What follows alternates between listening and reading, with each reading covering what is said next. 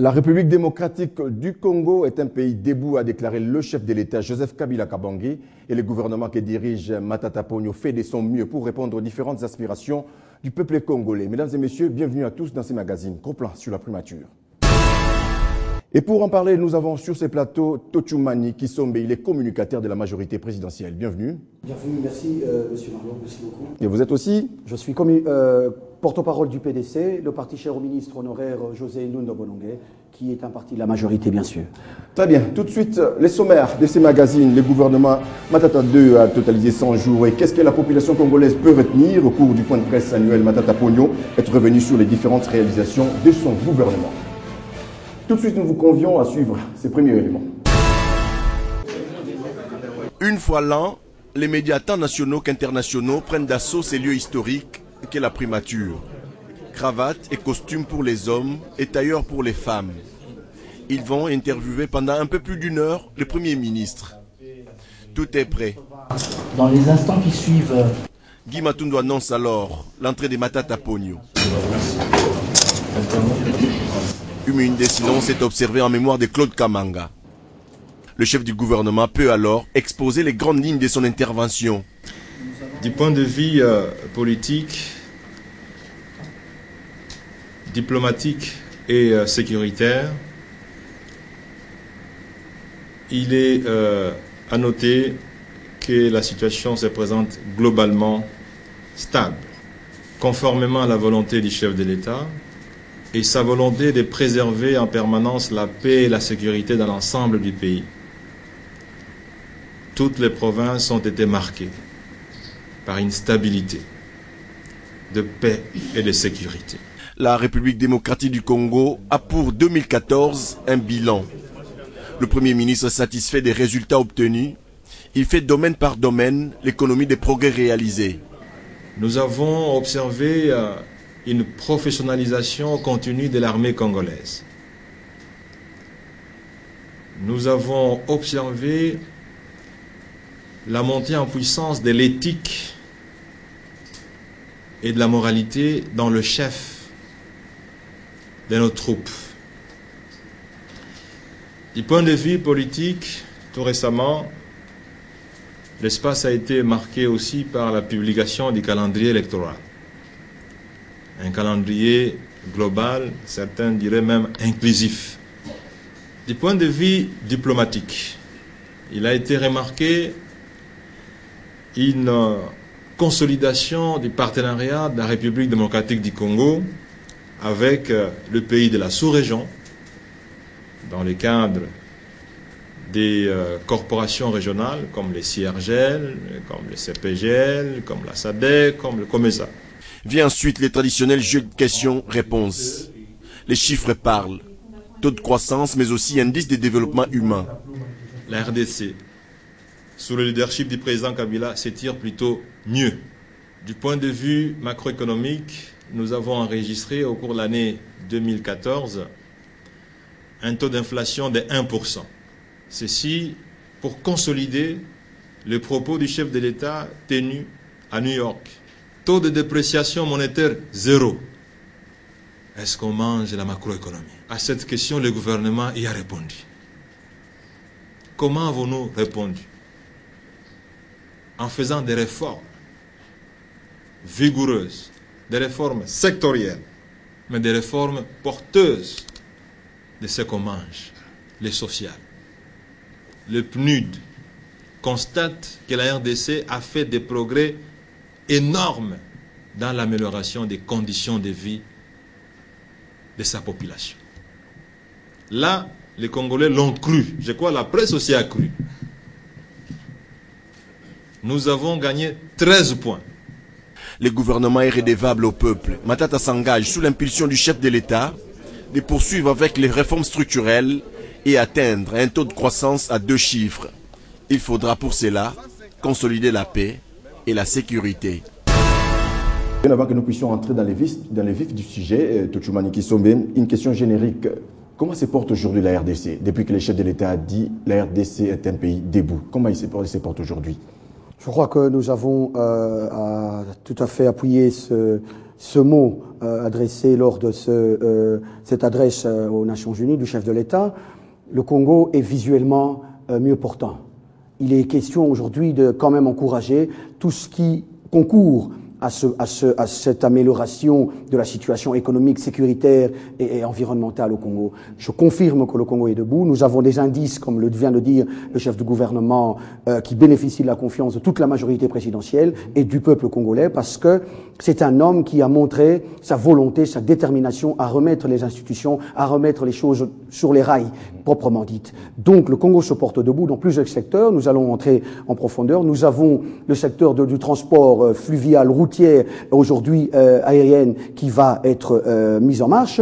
Nous avons le secteur agricole de Bukangalonzo, et c'est avec les 3 sociétés qui viennent d'être mises en marche. Nous allons y arriver. Nous avons le plan sécuritaire, comme l'a dit le Premier ministre, avec notre armée qui fait que c'est requinqué du jour au jour et qui commence maintenant à implanter et si je puis dire ainsi, à l'application complète des réformes qui ont été que discours et processus. Donc le Congo est bel et bien debout.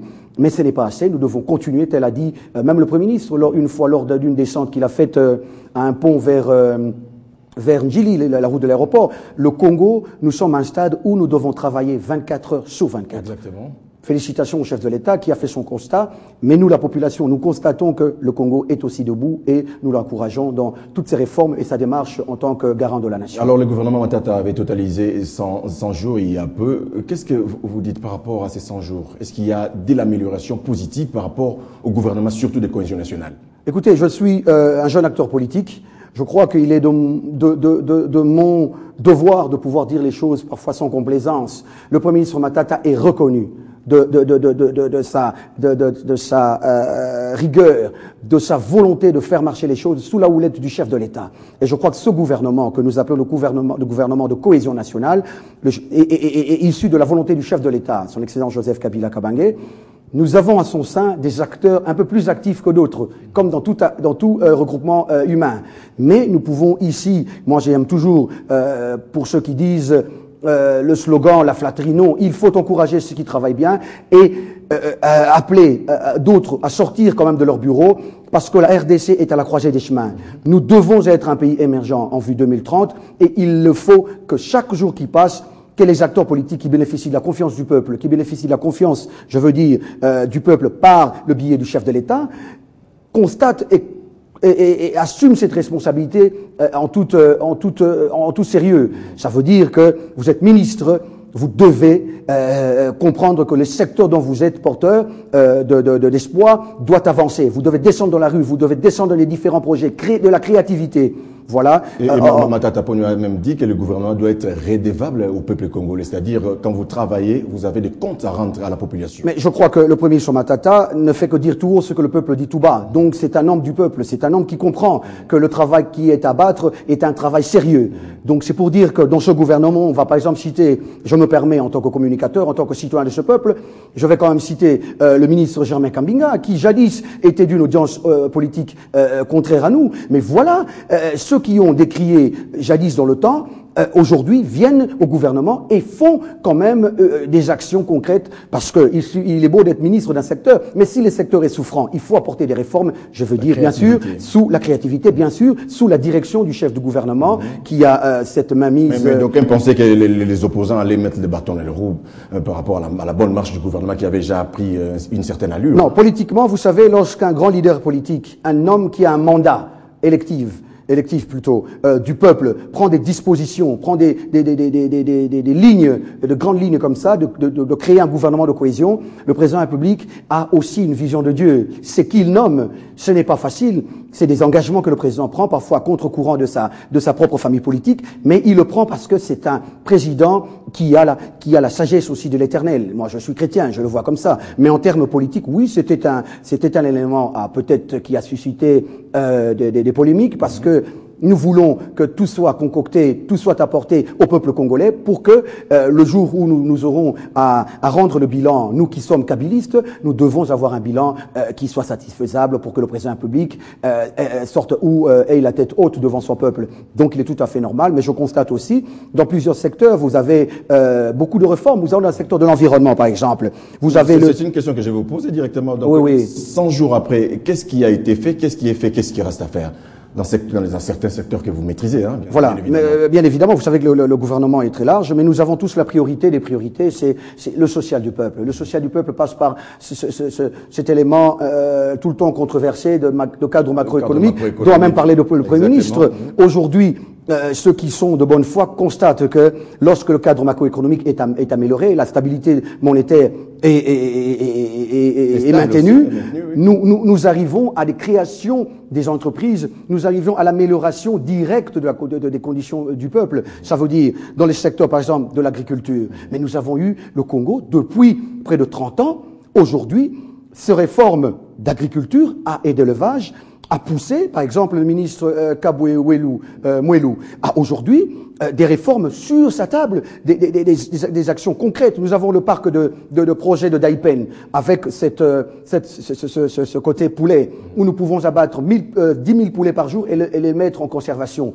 Donc, vous voyez, nous avons le parc de Bukangalonzo qui vient de commencer, qui a été lancé par le président de la République, la récolte de cette année. Nous avons le projet du parc de Bukangalonzo de Katanga, le projet du parc de Bukangalonzo de Maniema, et tout ça. Ce n'est qu'un parc pilote. Ce n'est qu'un parc pilote, il y aura d'autres, mais là maintenant, les deux autres phases pilotes sont au Katanga et au Maniema. C'est pour dire que sous l'impulsion du chef de l'État et la vision, la matérialisation du Premier ministre Matata, nous avons un pays qui se relève et donc il faudrait que dans chaque secteur, par exemple dans l'environnement, nous avons aujourd'hui la mise en place du comité préparatoire de la conférence des parties sur le changement climatique, le COP 21, qui se tiendra à Paris en décembre 2015. Nous avons dans ce même secteur de l'environnement, aujourd'hui vous connaissez les enjeux de l'environnement, et qui est primordial, dont le Premier ministre Matata en fait aussi un cheval de bataille.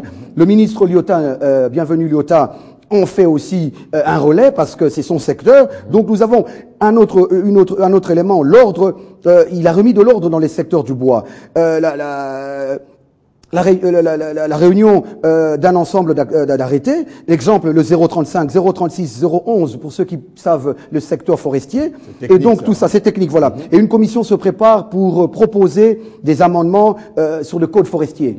Nous avons en dernier lieu la mise en place d'une politique nationale sur l'eau. Le Congo n'a jamais eu jusque-là une politique nationale sur l'eau. Sous l'impulsion du gouvernement, du Premier ministre, donc la direction et la vision du chef de l'État, le ministère de l'Environnement s'attelle maintenant avec Monsieur Bienvenu, le ministre Bienvenu Lyota, pour que qu'il y ait une politique sur l'eau, une politique nationale sur l'eau. Voilà, vous comprendrez que dans plusieurs secteurs, vous avez le secteur aujourd'hui de l'industrie, donc je vais reparler. L'industrie congolaise est morte. Vous aimez bien jamais Non, rien à voir par le fait d'aimer la personne. Il faut au Congo arriver à accepter ce que tout le monde apporte. L'industrie congolaise est morte. Nous avons eu des ministres de l'industrie. Nous avons eu des ministres de l'industrie qui n'ont pas fait ce constat. Et Monsieur Germain Kambinga, vous avez vu le robot partout aujourd'hui. Cet élan de fierté où vous avez marqué sur les bétons où ils sont appuyés dessus, Made in RDC et consommer congolais, c'est une campagne de civisme, c'est une campagne. L'œuvre congolaise. Voilà. Et aujourd'hui, bientôt sera appelée une conférence nationale sur l'industrie. Et de là, nous saurons que demandent nos industries, que devons faire pour nos industries et quelle est la position actuelle de ce grand Congo sur l'industrie, parce que sans l'industrie, le Congo ne se relèverait pas. Donc voilà. Et tout ça est bien suivi de main de maître par le Premier ministre Matata. En tant que jeune, je pense que le secteur du transport continue. Nous avons un lot de 250 bus Transco qui vont venir de nouveau. Donc vous voyez que le social dont le Congolais parle, et nous sommes très loin de faire face à des pays très développés. Mais d'où nous venons, il est sûr que je ne voudrais pas dire que le Congolais mange déjà à sa faim. Mais le Congolais vit déjà à sa faim. Pour les Congolais, c'est manger à sa faim. Voilà. C'est quoi le social, et le social va, je peux le dire, en triangle, en 3 points capitaux. Exactement. Le social, c'est le soin de la population. Le social, c'est la nourriture, et le social, c'est le transport. Donc comment les 3 points. Les soins. Mais les il y soins. a des projets concrets pour que la population s'y retrouve par rapport aux soins. Tout à fait. Nous avons aujourd'hui, en termes d'infrastructures sanitaires, dans toutes les provinces, les grandes provinces, nous avons des hôpitaux de référence qui sont réhabilités avec du matériel pimpant neuf et payé sur le frais du gouvernement. Donc, sans ce cadre macroéconomique,